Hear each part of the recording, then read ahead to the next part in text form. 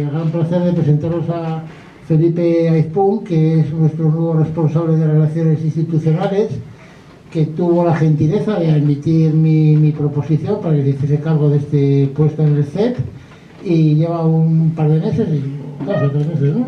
Y bueno, ya está haciendo su labor bueno, Felipe es un pamplonés de toda la vida, un PTV como se suele decir, es licenciado en Derecho por la Universidad de Navarra. Toda su vida profesional ha estado girando alrededor de la gestión empresarial, en concreto en el sector vitivinícola, y desde que yo lo conocí, que realmente lo conozco hace relativamente poco tiempo, pues él siempre me hablaba y siempre tenía una preocupación muy grande con el tema de la Agenda 2030, con el tema del tufo climático y del tocomocho climático, y entonces pues él me decía que él lo que más apreciaba en Vox era esa postura decididamente contraria a toda esta Agenda 2030 y a todo este tipo de fraude climático que nos quieren meter en vena realmente, como una forma de propiciar la entrada de la Agenda 2030.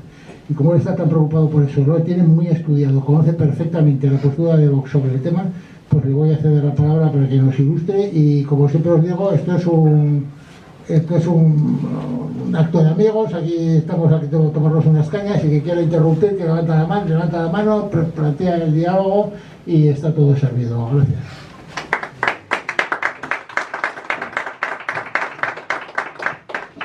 Bueno, buenas tardes. Buenas tardes, y ahora se oye. Muchas gracias por la asistencia. Vamos a hablar efectivamente del tema del alarmismo climático. Voy a empezar haciendo lo que se llama un spoiler. Voy a empezar por el final, ¿no? Es decir, el alarmismo climático, ¿qué es? Es una estafa impulsada por una élite globalista que detenta el poder económico y financiero en Occidente, que además controla muchas de las más importantes instituciones internacionales, como puede ser la ONU, como puede ser la Organización Mundial de la Salud, y por supuesto también la Comisión Europea, que es de donde nos viene a nosotros la imposición de todas las normas que se generan a partir de la Agenda 2030, entre ellas el alarmismo climático. Dicho así, parece que es un poquito una especie de discurso conspiranoico, pero no lo es en absoluto, porque hemos de recordar que la gente del foro de Davos, del Club Bilderberg, etcétera, ellos mismos son los que nos dicen lo que quieren hacer con nosotros. Si uno se lee, por ejemplo, los libros de Klaus Schwab, que es el fundador del Foro Económico Mundial y presidente del mismo, pues el gran reseteo, por ejemplo, pues uno ve exactamente que esta gente lo que pretende no es otra cosa, y así lo dicen abiertamente, que imponer lo que ellos llaman un nuevo orden mundial, ¿no? Ese nuevo orden mundial, que no es otra cosa que una dictadura totalitaria de control social al estilo de la China, y que en definitiva lo que viene a hacer es hacer realidad esa distopía que imaginó George Orwell hace 80 años en su novela de 1984, ¿no? Es un proyecto totalitario al que se adhieren, por supuesto, los partidos de izquierda. Es un poquito como muestra de las reivindicaciones identitarias que de alguna manera definen un poco la nueva posición de todos los partidos de izquierda, a cambio, por supuesto, de poder y dinero, y donde desgraciadamente se juntan también, o la defienden también, algunos partidos de centro o de centro derecha que han renunciado totalmente a dar la batalla cultural, quizás por complejo, por incapacidad, o porque simplemente van buscando también determinadas cuotas de poder, ¿no? Dicho lo cual, empezamos. Vamos a ver, ¿en qué consiste el alarmismo climático? El alarmismo climático consiste básicamente en decirnos, en convencernos de que existe un peligro, que hay una amenaza tremenda, una amenaza de que si seguimos por este camino vamos a destruir la naturaleza y vamos a destruir a nuestra propia raza humana, ¿no? Estamos ante una situación de emergencia tremenda, y de la cual es responsable el sistema capitalista y la industrialización, y que por eso, claro, la izquierda anticapitalista son los buenos, y todos los que no somos de la izquierda anticapitalista pues somos los malos, ¿no? Haciendo un poquito de historia, los que sois menos jóvenes como yo recordaréis que hace unos años el eslogan sobre el que se amparaba todo este discurso del alarmismo climático no era como ahora el cambio climático, sino que era el calentamiento global. Se llamaba el calentamiento global, y bueno, pues se vaticinaban todo tipo de desgracias para este calentamiento global, pero ocurrió que entre los años 2000 y 2015 simplemente la temperatura media de la Tierra, que es un poquito ese algoritmo, ese constructo en el que se basa todo este debate del calentamiento y del alarmismo climático, esa temperatura media de la Tierra no varió. Entonces, bueno, pues se encontraban con un problema y decidieron pues tomar la decisión de cambiar el eslogan por otro mucho más práctico. Era la capa de ozono, famosa, el agujero...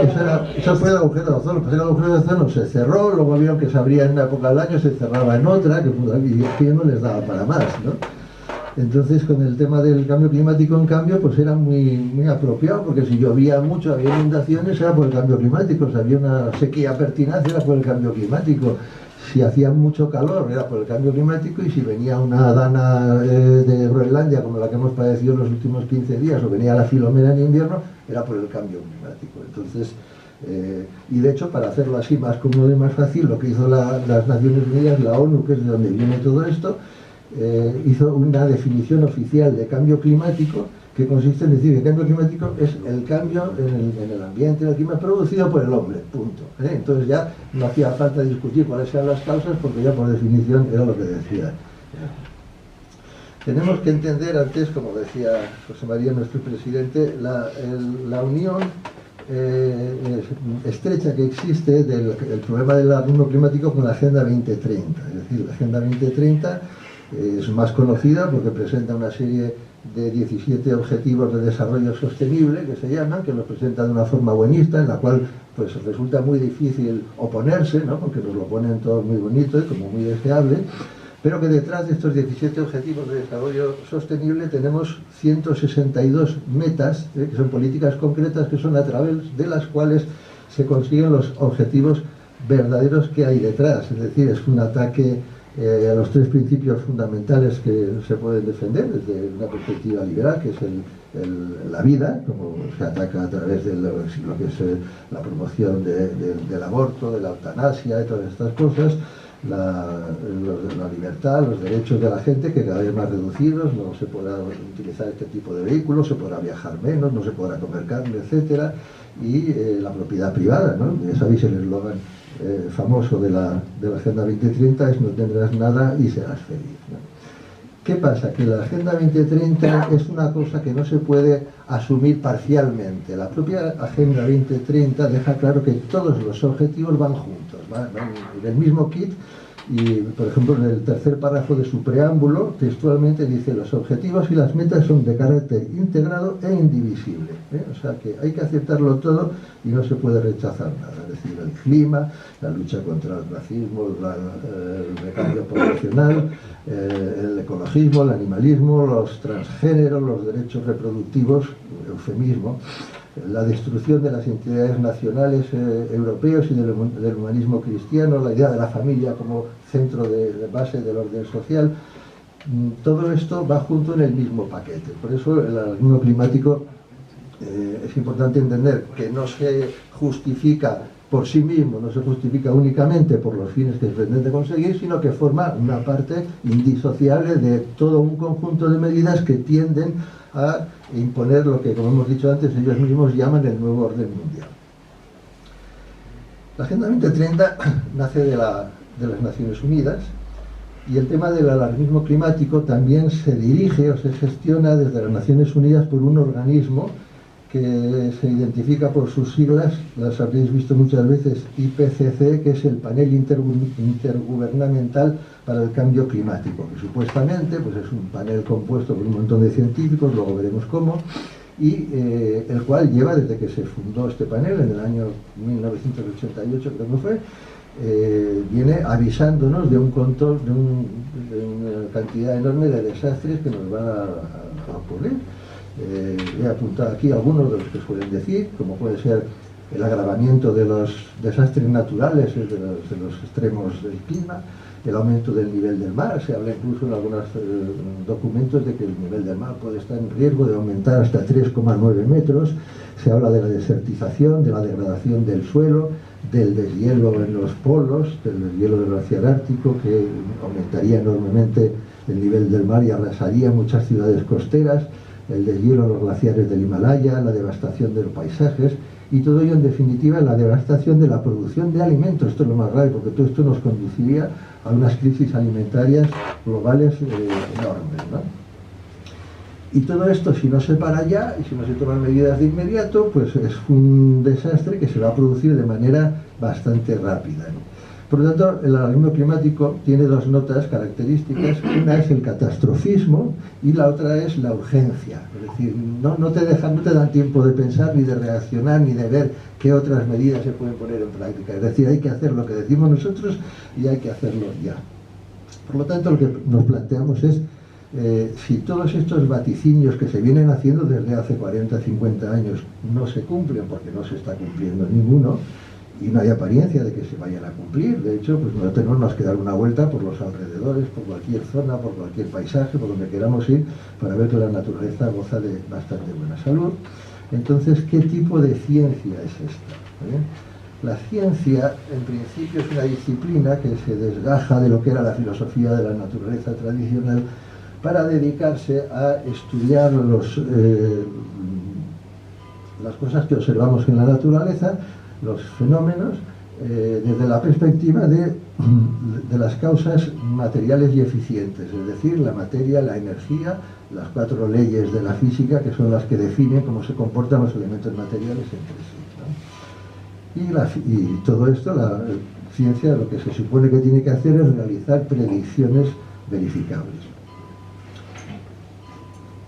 El ámbito de la ciencia debería ser el ámbito del debate honesto y libre, del intercambio de propuestas, de la aceptación de la provisionalidad de nuestro conocimiento, de la necesidad de verificar las teorías, de la aceptación de la incertidumbre de nuestras propuestas. Ese es el ámbito normal en el que se mueve la ciencia, pero aquí lo que nos encontramos con una cosa muy distinta. Nos encontramos con una imposición dogmática de una idea perfectamente establecida, y por lo tanto no estamos en el ámbito de la ciencia, sino que estamos en el ámbito de la ideología.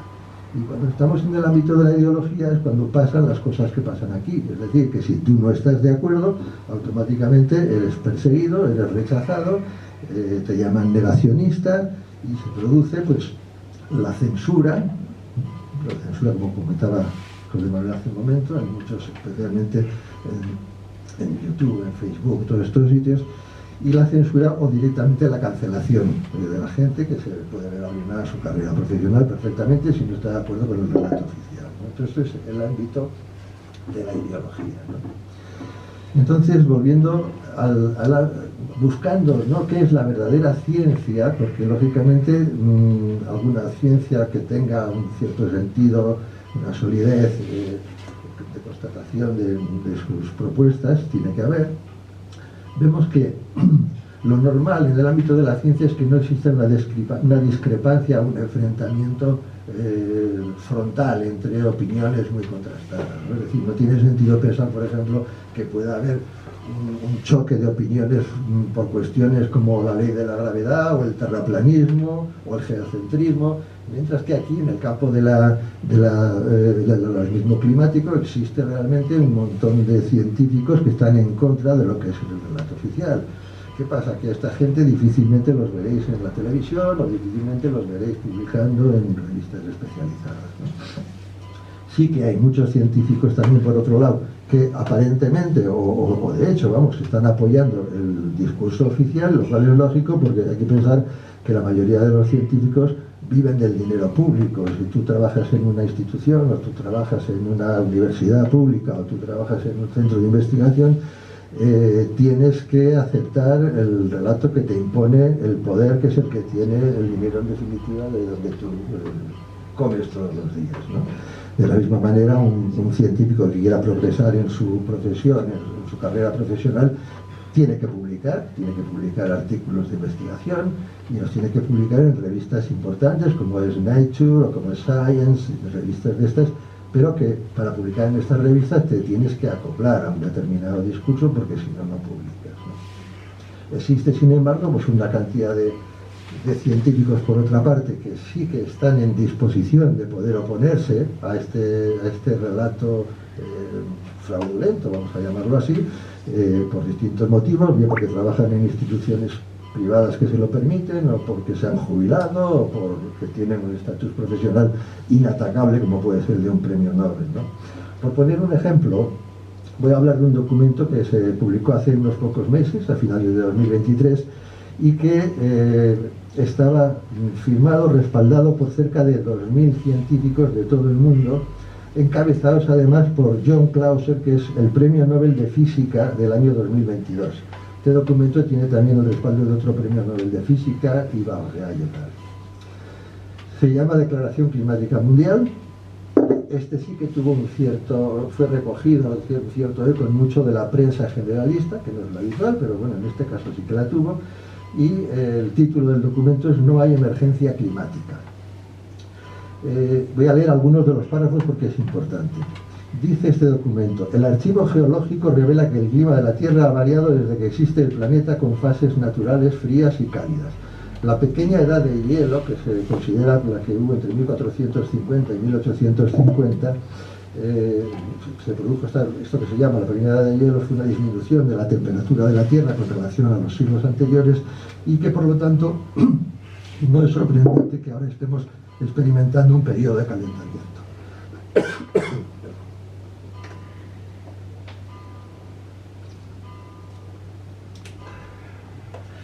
Lo segundo que nos dice es que el calentamiento que se está produciendo es mucho más lento de lo previsto.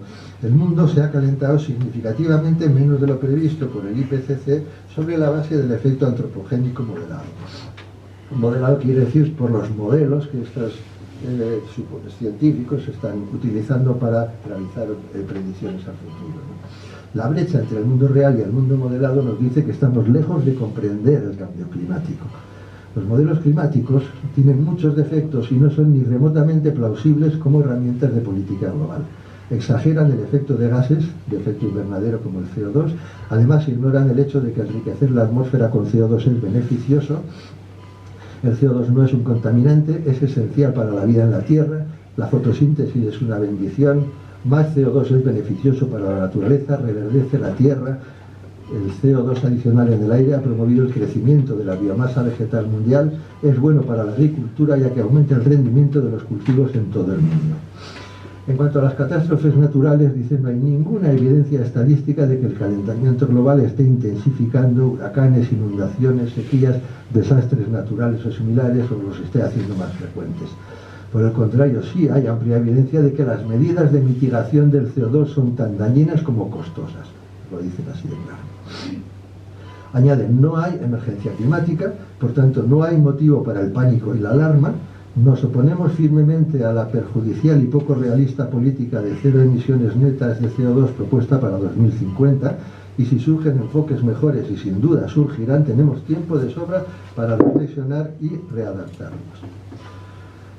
Es importante que entendamos, cuando hablamos de una confrontación entre científicos, de lo que se discrepa no puede ser nunca de los datos, ¿no? Los datos, las mediciones objetivas son las mismas para todos, ¿no? Es decir, cuando estamos hablando de discrepancia, estamos hablando de discrepancia en torno a las causas que producen determinado fenómeno, o a las consecuencias, o a la extrapolación a futuro de unas determinadas circunstancias que estamos viviendo, ¿no? Dicho lo cual, vamos a seguir recogiendo un poquito testimonios de científicos que han aportado su conocimiento y su experiencia sobre el tema del clima. Yo he traído aquí un par de libros, y hay mucha literatura sobre este asunto, aunque muy poca publicada en España, muy poca publicada en español, pero bueno, en general en el mundo hay un movimiento bastante importante de gente que se opone a esta cultura del alarmismo, ¿no? He cogido estos dos libros de donde voy a sacar algunas conclusiones que nos aportan, porque son dos personajes que pueden acusársele de cualquier cosa menos de tener intereses en el discurso conspiranoico. O sea, no son gente en absoluto que tenga una afiliación política que le haga ser sospechosos de nada, ¿no? Uno de ellos, Michael Shellenberger, en este libro sí que está en español, se titula No hay apocalipsis. Es un activista medioambiental, es un hombre de Estados Unidos, en California, que fundó una sociedad que se llama Environmental Progress y que es una organización de investigación con sede en California que lucha por la energía limpia y lo que llama... Perdona, Felipe, ¿puedes enseñar el libro para que quede...? Lo que él llama la justicia energética.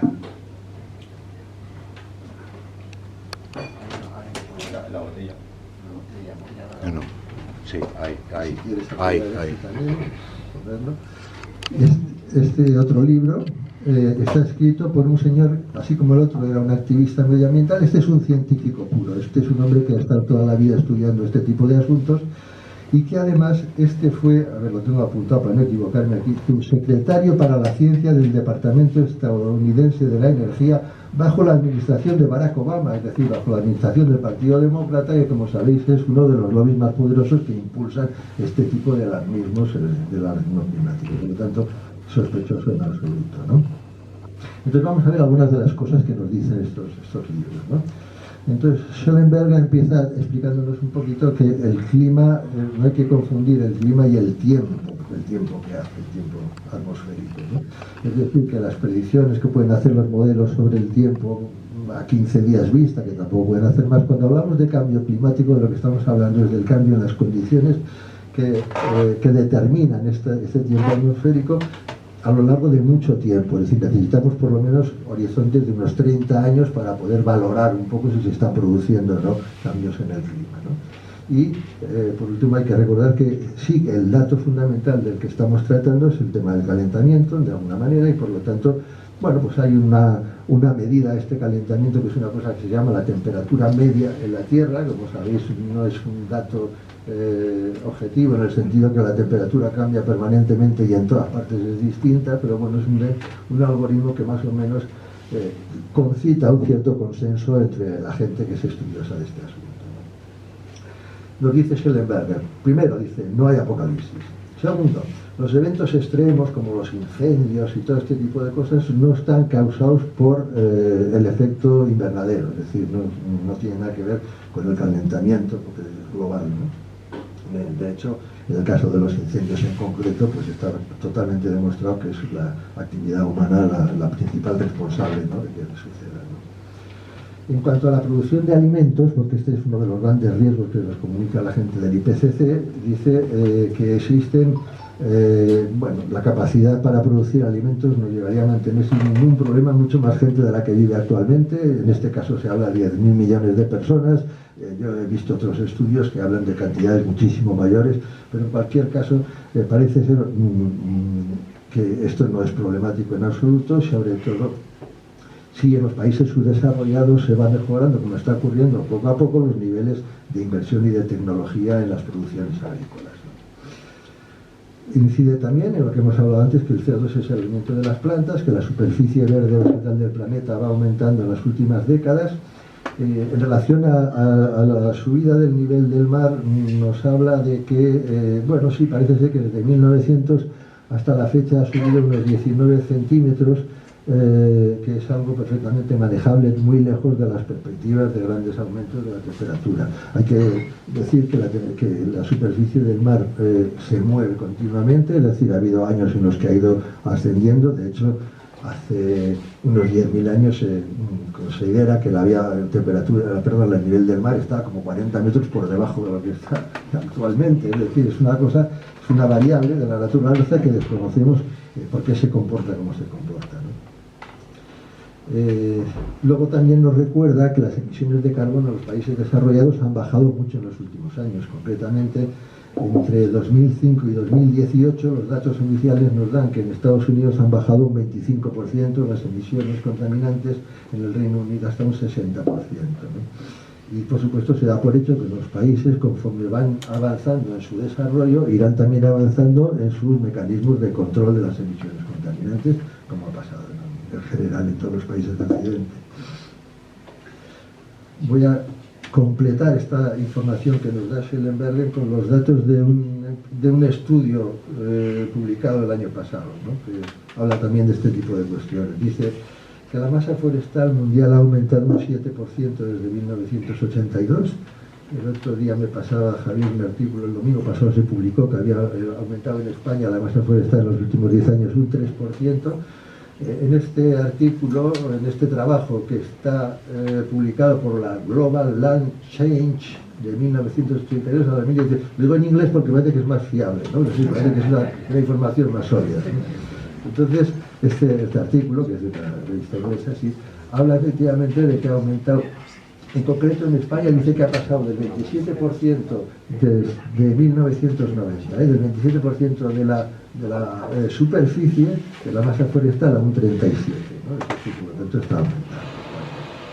Nos habla también de que la calidad del aire ha mejorado muchísimo. La calidad del aire se mide por la concentración de unas partículas que se llaman PM2,5 y nos comenta, esto también es otra empresa extranjera, Air Quality Life Index, habla de que medida en microgramos por metro cúbico, pues hemos bajado de 9,16 a 7,54, lo mismo que ha ocurrido en Estados Unidos, en China y en muchos otros países. Nos habla de que cada vez mueren menos personas por desastres naturales. En las primeras décadas del siglo XX morían aproximadamente por desastres naturales, como pueden ser tifones, incendios, inundaciones, terremotos, lo que usted quiera, hasta 400 o 500.000 personas al año, mientras que ahora, en estos primeros años del siglo XXI, la cifra normal, el promedio de las muertes por desastres naturales está en torno a 40.000, es decir, un 10% de lo que solía ser en el pasado, ¿no? Y otro punto más, hay más agua en los embalses que hace 30 años. Aquí está, se apunta de que la capacidad máxima de los embalses llegó al 51% en el año 2023 frente al 41% en el año 93, pero en el año 93 sí que es verdad, que recordar que había una sequía tremenda, entre el año 90 y 95, unos años de una sequía muy fuerte. Lo que ya no dice este estudio, pero esto salió en la televisión el otro día, lo vi yo, me sorprendió, es que en estos momentos en España el nivel de los pantanos está en una media del 66%, que es 15 puntos más que hace un año. Y no hay más que acercarse por el pantano de Yesa, si alguno quiere hacer una vuelta. En Navarra a 93, 94 estamos. Así es. Pues bien, en definitiva, pues el planeta goza de buena salud, y si seguimos trabajando en el buen sentido y ajustando las prácticas de producción industrial a lo que se debe hacer, pues no hay ninguna razón para este alarmismo, ¿no? Otro dato, volviendo a Schellenberger, que nos habla, que es también interesante, es el tema del veganismo. Habréis oído muchas veces por ahí que hay que dejar de comer carne, que comer carne es muy malo y que si dejamos de comer carne podemos salvar el planeta. ¿Y por qué? Bueno, el otro día me llegó un vídeo de Bill Gates que decía, era una entrevista a Bill Gates, detrás, en el panel de atrás ponía Foro Económico Mundial, lógico, no suele ocurrir, y este señor hablaba de que los efluvios que producen las vacas por la digestión generan metano, y ese metano de las vacas, el metano de las vacas justifica o explica un 6% del total de las emisiones de gases con efecto invernadero, y que por lo tanto lo que había que hacer era eliminar a las vacas. Si quiere ir también por, ¿no? Vacas no hay que tener vacas, las vacas echan metano, no hay que tener vacas. Sí, pero echan metano, Anabel, lo siento. Entonces, eliminar las vacas, y lo que hay que hacer es comer hamburguesas sintéticas. Las hamburguesas sintéticas son hamburguesas que se producen a partir de células madre de animales y se producen en laboratorios. Estas son buenísimas. Y son buenísimas, y casualmente pues el mayor inversor y propietario de este tipo de fábricas de hamburguesas sintéticas, y no vais a adivinar quién es, ¿verdad? Efectivamente es Bill Gates, ¿no? El IPCC, este organismo de la ONU al servicio de la Agenda 2030, ha llegado a publicar que si se deja de comer carne en el mundo, se reducirían las emisiones terrestres de gases de efecto invernadero hasta un 70%. Entonces Schellenberger esto lo niega en rotundo y aporta informes de otras instituciones que considera que son fiables, en los cuales se habla de que si se diera ese caso y todo el mundo dejara de comer carne, pues los gases invernaderos, el efecto sería en torno a un 2,6 o un 3%, no un 70%, ¿no? Aporta también otro detalle, que es que dice que el cambio de dieta de la gente, de la población en general, hemos pasado a comer más pollo y más cerdo en detrimento del consumo de vacuno, y que eso ha permitido desde el año 1960 que las emisiones de las que son responsables las poblaciones de ganado hayan mejorado en un 11%, mientras se ha producido el doble de cantidad de carne para abastecer a la población, ¿no? Esas son las cosas que nos decía Schellenberger. Y ahora vamos a ir a Kunin, que es, como decía, un hombre más científico, ¿no? Kunin nos dice, primero, ¿existe calentamiento global? Dice, sí, hay un cierto calentamiento global, luego veremos cuánto. ¿Hay un efecto antropogénico? Es decir, la actividad del hombre ayuda a producir este calentamiento global. Dice, sí, luego veremos cuánto, pero efectivamente hay algo. Pero luego, cuando hablamos de los modelos, esos que se utilizan para hacer predicciones, dice, los modelos o no coinciden o se contradicen unos con otros. En cualquier caso, lo que dicen los políticos o lo que dice la ONU no se deduce de ningún informe científico. Son, en fin, extrapolaciones que no tienen una máxima justificación. ¿Y por qué? Porque la ciencia es incapaz de hacer predicciones sobre el clima y sobre la acción del hombre en el clima. Entonces vamos a ir un poquito al dato. ¿Cuál es el dato sobre el que se basa el alarmismo climático? ¿Cuál es la medida del calentamiento global que tanto nos preocupa? La medida es que entre 1850 y 2020, en estos 170 años, se ha producido un incremento de la temperatura de la Tierra, tal como se mide, de 1 grado centígrado, como mucho, de 1 grado centígrado. Se considera que la temperatura media de la Tierra está en torno a 15 grados centígrados, bueno, pues hace 170 años eran 14. ¿Cuáles son las causas de este incremento? Luego veremos las consecuencias. Las causas, hay 3 tipos de causas. Uno es la variabilidad intrínseca del sistema, es decir, el clima es un sistema caótico por definición y tiene una inercia intrínseca de variabilidad. El clima varía, cambia. Luego están causas naturales específicas. Una de ellas es la actividad solar, la actividad solar, que se mide por esas manchas que van cambiando a lo largo de los años y que se consideran, que no se sabe muy bien cómo, que tiene una cierta incidencia en las emisiones de los rayos del sol y por lo tanto puede producir también variaciones en el clima. Pero luego están también las corrientes marinas, una parte importantísima del clima, las corrientes marinas, los volcanes, etc. Y hay un tercer apartado de causas que efectivamente son las causas de la actividad humana, antropogénica. Entonces nos preguntamos, ¿cuánto es culpa del hombre? La respuesta de Kunin es, no tenemos ni idea, dice. Y pone un ejemplo. Entre 1940 y 1980, la temperatura media de la Tierra bajó. Es decir, este grado que se supone que ha subido en los últimos 150 años, tuvo un pico de subida entre 1900 y 1940, que subió como 0,6 grados más o menos, bajó de 1940 a 1980, a pesar de que era una época donde el desarrollo industrial fue muy importante en todo el mundo, sobre todo después de la Segunda Guerra Mundial. Después, entre 1975, 80 y 2000 volvió a subir, y luego, como hemos dicho al principio, entre el año 2000 y 2015 no hubo ningún repunte de la temperatura media de la Tierra, a pesar de que eran años donde países importantes en vías de desarrollo como China, como la India y tal, estaban creciendo con unas prácticas industriales muy poquito respetuosas con el medio ambiente, pero la temperatura no subía. Y es que el clima, nos explica, no solo lo determina la atmósfera, ¿no? También lo determina el mar, el océano, las corrientes marinas, los lagos, el hielo que existe también en la Antártida, pero también el que existe en el hielo continental, ¿no? Y en el tema de las corrientes marinas y de lo que es el mar, que tiene una importancia fundamental en el clima, nos dice que es muy difícil que nosotros sepamos cuál es la incidencia de la cantidad de calor retenida por los mares, porque ni podemos medir las temperaturas en las profundidades marinas, ni tenemos sobre todo el récord que nos haría falta de muchos años para ver la evolución de estas temperaturas. Las causas antropogénicas se concretan fundamentalmente en un tema que es el efecto invernadero, ¿no? Entonces, ¿qué es el efecto invernadero? El efecto invernadero es esa capa protectora que se produce en la atmósfera que hace que los rayos del sol que inciden sobre la Tierra y son rebotados por la Tierra puedan ser mantenidos para darnos el calor que estamos experimentando.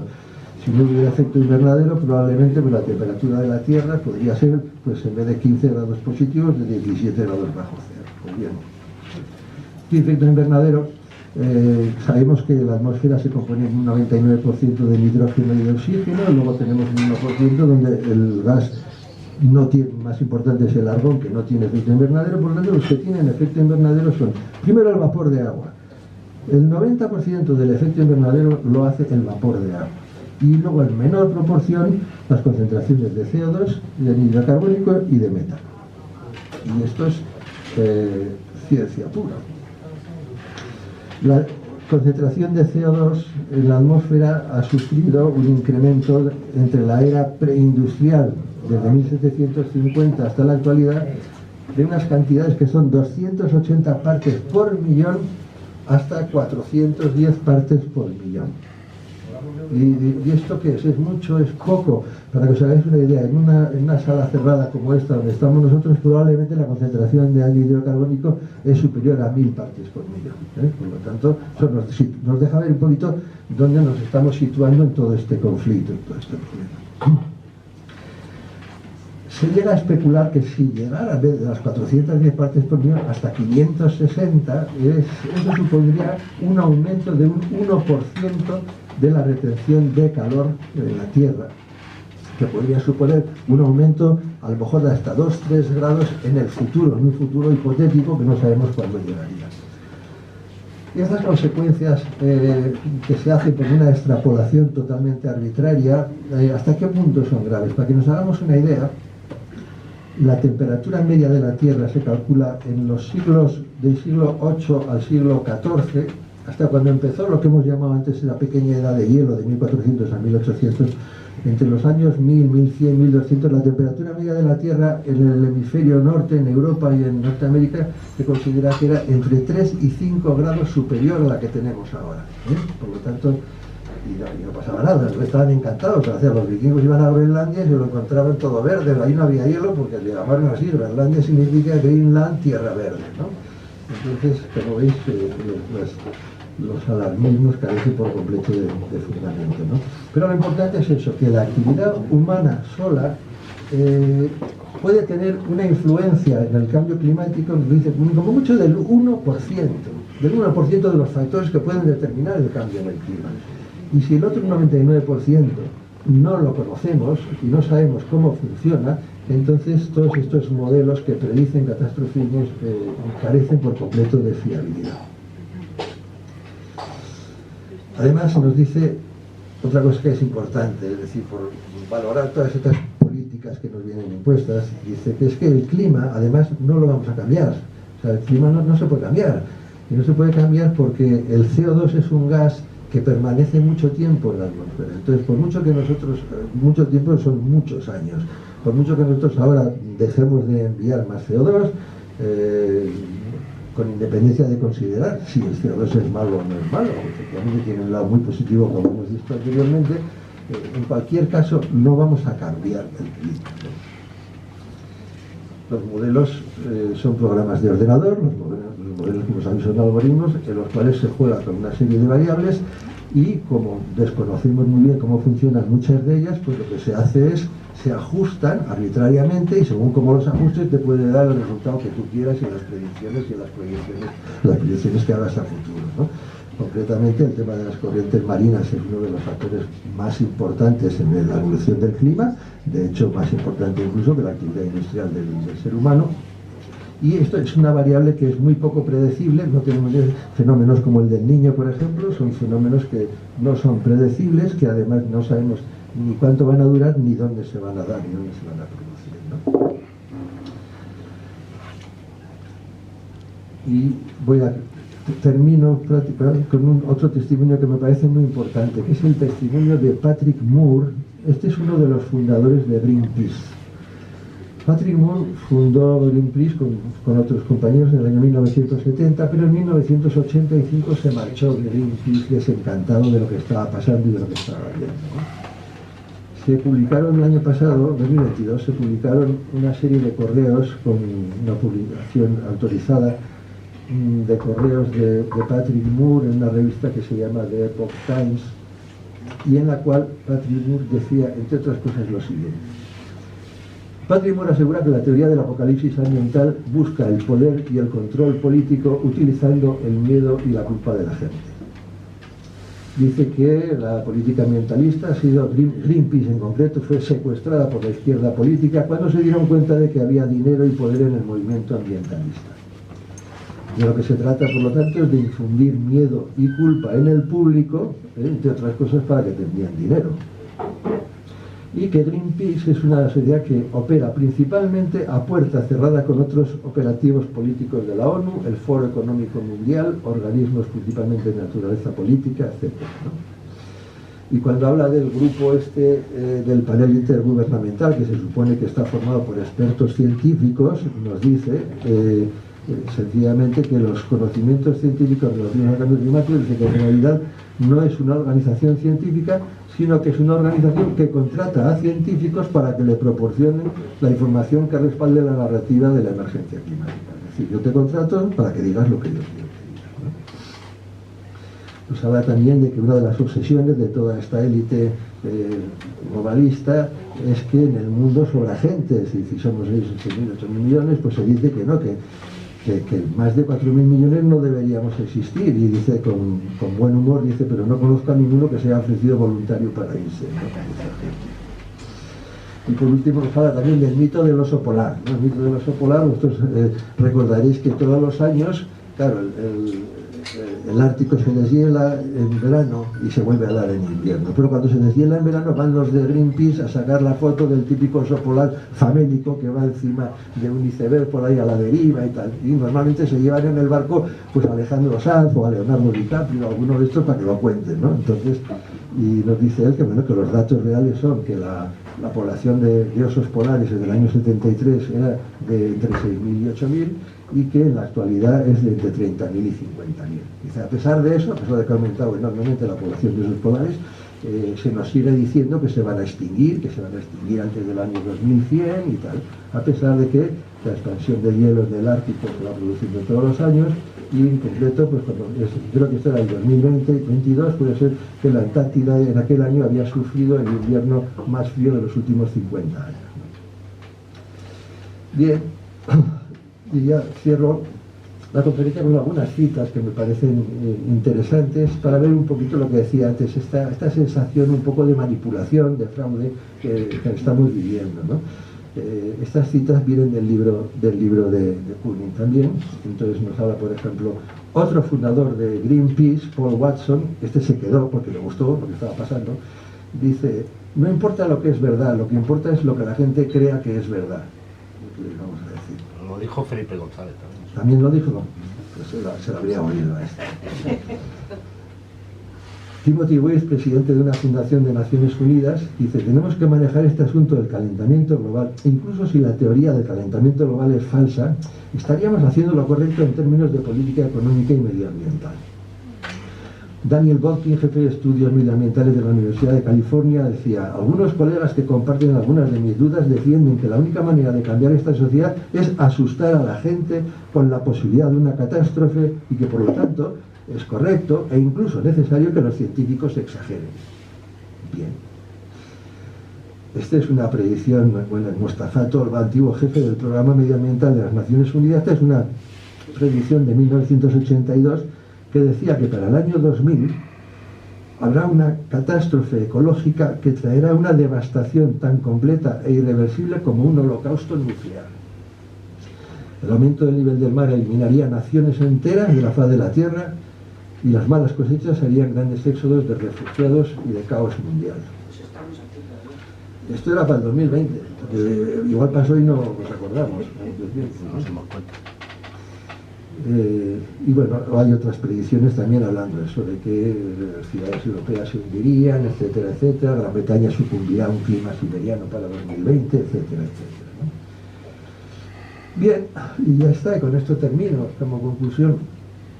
Yo creo que tenemos que pensar que vivimos un tiempo nuevo, es un tiempo en el que se nos está demostrando que se puede conquistar, se puede someter a países enteros, a una población, a una cultura, a una civilización, se le puede someter sin pegar un tiro y sin derramamientos de sangre, simplemente mediante el control de las mentes y de las conciencias de la gente.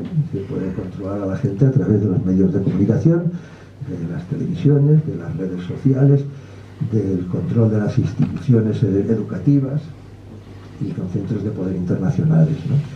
¿Qué es lo que tenemos que hacer? Pues yo creo que frente a ello lo único que cabe es la resistencia, pero para poder resistir lo primero que tenemos que hacer es conocer y saber. Entonces lo primero que tenemos que hacer es desarrollar un espíritu crítico de las cosas que nos cuentan y podernos revelar sobre la base de lo que nosotros llegamos a entender que está ocurriendo, ¿no?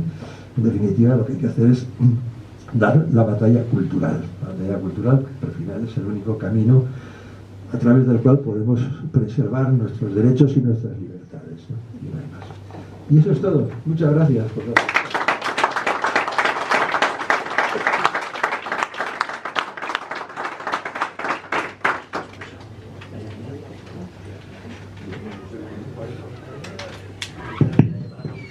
Pues muchas gracias, Felipe, porque ha sido muy ilustrativa y la verdad es que en pocos trazos, en pocas pinceladas nos has dado una visión de conjunto que es muy ilustrativa. Pero yo lo que quiero preguntar en concreto es sobre la famosa huella de carbono, porque hoy ha salido un meme por ahí de UPN que le exigía a Sirón no sé qué cumplimiento de la huella de carbono de los Sanfermines. Eso, primero, ¿qué es la huella de carbono de los Sanfermines y qué huella de carbono dejan los Sanfermines?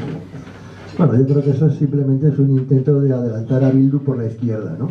Que nada más, ¿no?